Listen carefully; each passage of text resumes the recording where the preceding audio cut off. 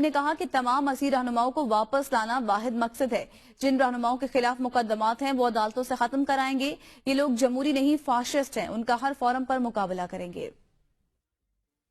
کسی کو پاکستانی ڈکلیئر کرنا وہ پاکستان کی عوام کے ہاتھ کا سرٹیفکیٹ ہوتا ہے، اور وہ سرٹیفکیٹ جو جینون لوگ فارم 45 کے ذریعے اس پارلیمنٹ میں آئے ہیں، پاکستان کی عوام نے ان کو دیا ہے، نہ کہ گھس بیٹھیے جو کہ مسلم لیگ نون کے یہاں پہ آئے ہیں فارم 47 کے ذریعے، اور جو کہ ایک کمزور سیٹوں پہ بیٹھے ہیں۔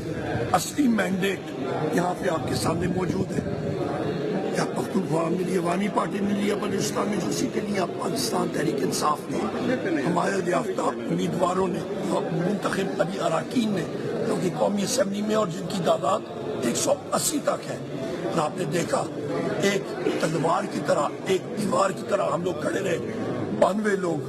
دوسری طرف آپ کا ایک کلیکشن ہے کڑچھوں چمچوں کا، جو کہ کسی بھی ٹائم